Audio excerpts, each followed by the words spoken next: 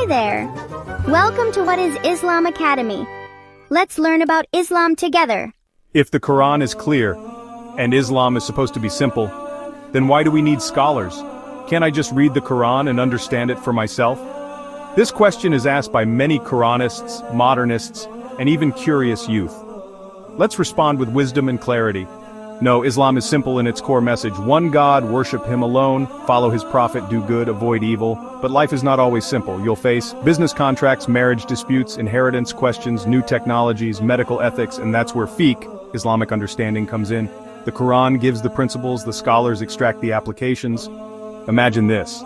You're handed the most advanced medical textbook in the world, a complete set of surgical tools, and told to perform open-heart surgery. The book contains all the information, every diagram, every procedure. But you've never been to medical school. You don't know how to read an X-ray, how to sterilize the tools, or what to do if the patient's blood pressure suddenly drops. Would you trust yourself to make the first incision? Of course not. The risk of catastrophic failure is too high. You have the primary source, but you lack the training, the context, and the mentored experience to use it correctly. This is precisely the situation with the Quran. It is the ultimate source of guidance, but it is not a simple instruction manual. It is a deep, profound ocean of meaning. It was revealed in a specific form of classical Arabic that is far more complex than the Arabic spoken on the streets today. Its language is incredibly concise, a style known as elliptical speech, where a few words can contain volumes of meaning that need to be carefully unpacked. It contains broad legal maxims that serve as the foundation for Islamic law, but these aren't just listed on a page. They are principles derived by scholars through meticulous analysis. Furthermore, every verse has a historical context, a reason for its revelation, known as asbab al-nuzul. Without knowing why a verse was revealed, we can easily misapply it in our modern lives, taking things out of context and arriving at dangerous conclusions. This is why Allah Himself provides the solution. He doesn't leave us to drown in this ocean. He commands us in the Quran. So ask the people of knowledge if you do not know. Surah An-Nahl, 1643. This isn't just a suggestion, it's a divine instruction, a safety net for the entire community. He praises the scholars, stating, Allah will raise those who have believed among you and those who were given knowledge by degrees. Surah Al-Mujadila 58:11. The Prophet Muhammad, peace be upon him, warned us about the dangers of speaking without this knowledge. He told the story of a man who was wounded, then had a wet dream, and was wrongly advised by his companions to perform a full-body wash. He did so, and died. When the Prophet heard, he said, "They killed him. May Allah fight them." Why did they not ask when they did not know? Indeed, the cure for ignorance is to ask. This principle of specialization was perfectly embodied by the best generation, the companions of the Prophet. They were all immersed in the revelation, yet they recognized and deferred to those with deeper expertise in specific areas. When it came to understanding the intricate meanings of the Quran, they turned to Abdullah ibn Abbas, for whom the Prophet himself prayed, "O Allah, grant him the understanding of the religion, and teach him the interpretation." For the complex and precise laws of inheritance, the go-to authority was Zayd ibn Thabit, whom the Prophet called the most knowledgeable of my nation in inheritance. And for nuanced rulings on family life and social matters, who better to ask than the Prophet's own wife, Aisha, who had direct insight into his personal conduct and a brilliant legal mind. They understood that while the Quran's core message is accessible to all for reflection, deriving specific rulings from it is a science. This isn't about creating an elite class or gatekeeping the religion. It's about intellectual humility. It's about respecting the divine text enough to admit that it requires dedicated, lifelong study to master. Knowledge was not democratized randomly. It was, and still is, a trust that is earned through years of rigorous study, mentorship, and piety.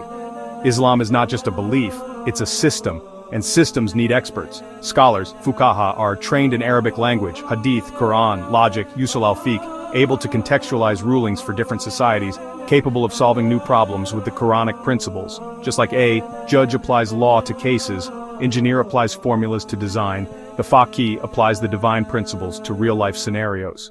Imagine a world without qualified scholars, where every Muslim, regardless of their knowledge of Arabic or textual sciences, must interpret the vast ocean of Islamic texts alone. How would you determine the exact method of your daily prayers?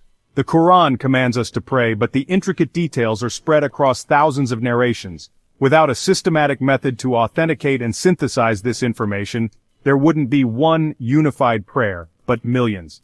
The result would be utter chaos, confusion, and contradiction, fracturing the very unity of the Muslim community. But thankfully, Allah provided a solution. He commands us in the Quran. So ask the people of knowledge if you do not know. This divine instruction establishes a system of learning and reliance on expertise. With scholars, we move from chaos to clarity, from individual confusion to communal consensus, or ijma. This tradition gave rise to the schools of thought, the madhhabs. These weren't new religions, but monumental academic projects that codified Islamic law. The founders, Imams Abu Hanifa, Malik, al-Shafi'i, and Ahmad ibn Hanbal, were giants of intellect and piety. They developed a sophisticated science called usul al-fiqh, the principles of jurisprudence. Think of it as the operating system for understanding the sacred texts. These principles ensure rulings are not based on personal whims, but are extracted systematically from the Qur'an and the authentic Sunnah. This creates a reliable reference system. The Imams didn't invent Islam, they were master architects who drew the blueprints for understanding it, using the raw materials provided by revelation. Their process of scholarly reasoning, or ijtihad, was even approved by the Prophet himself. Following a scholar isn't about blind imitation or placing an intermediary between you and God. It's about humility. We trust a surgeon with our body. We should trust a spiritual physician, a qualified scholar, with our soul's journey. They are the guardians of a 1400-year-old chain of knowledge. We follow scholars not because they replace the Quran, but because they help us reach it the right way. If there were no scholars, we'd have no hadith classification, no Quranic exegesis, no answer to modern issues who addressed IVF rulings, cryptocurrency, artificial limbs and ablution, Islamic banking. All of these require deep juristic analysis. Even in the time of the Prophet, delegates like Mu'adh ibn Jabal were sent to judge Yemen. He was taught how to apply his reasoning under prophetic guidance. This is proof of the need for informed ijtihad. Yes, not every scholar is right. But what field has zero human error? The Quran warns against those who conceal knowledge. Surah Al-Baqarah 2, 159. And the Prophet said, the scholars are the inheritors of the prophets. Tirmidhi. So we, check credentials, refer to mainstream consensus, follow scholars who are rooted in the Quran and Sunnah. Not every doctor is ethical, but we don't stop trusting medicine. Islam is a faith built on divine revelation, but it is also a tradition that deeply values knowledge, structure, and responsibility. Allah asks in the Quran, are those who know equal to those who do not know? The answer is a resounding no. This pursuit of knowledge isn't just a recommendation. The Prophet Muhammad, peace be upon him, declared it an obligation upon every Muslim. The Quran is the ultimate source of guidance, a divine message perfect and complete. But its application in our ever-changing world requires profound human effort. It is not a simple instruction manual, it is an ocean of wisdom. And Allah, in His infinite mercy, has not left us to navigate this ocean alone. He blessed this ummah with scholars, the ulama, who the Prophet called the heirs of the prophets. Their sacred duty across the ages has been to preserve, explain, and apply. They preserved the tradition with unparalleled rigor, developing the science of hadith to meticulously verify every saying of the Prophet, ensuring the Sunnah reached us pure and uncorrupted. They explained the depths of the Quran through tafsir, unlocking its linguistic nuances, historical context, and layered meanings that a casual reader might miss. As the saying goes, the Quran is like the ocean.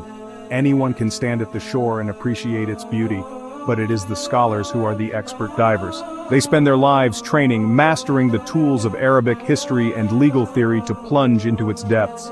They navigate the complex currents of interpretation and bring up the pearls of wisdom and specific rulings for the rest of us to benefit from. This is most crucial when applying these eternal principles to modern life. The Quran gives us foundational principles, but how do they guide us on complex issues like genetic engineering, digital finance, or environmental ethics? This is where scholars extract specific rulings through a rigorous process of reasoning called ijtihad. To say, I don't need a scholar, I can just read the Quran myself, is like reading a medical textbook and then trying to perform your own heart surgery. You trust a trained, licensed doctor for your physical well-being. Shouldn't we afford the same, if not greater, respect to the trained, qualified experts in religion for our spiritual and eternal well-being? This doesn't mean scholars are infallible, they are human.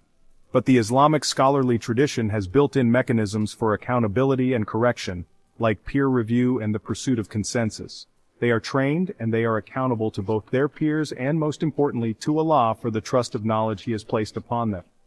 It was this very structure of scholarship that allowed Islamic civilization to flourish, building the world's first universities and creating societies that led the world in justice and innovation. The Qur'an gives us the divine principles. The scholars provide the framework to build our lives upon them. Life is complex, but Islam, through its experts, provides clarity. Without the ulama, there is no structure. Without structure, the authentic message of Islam is lost to chaos and misinterpretation. They are a mercy and a blessing, the guardians of a sacred trust.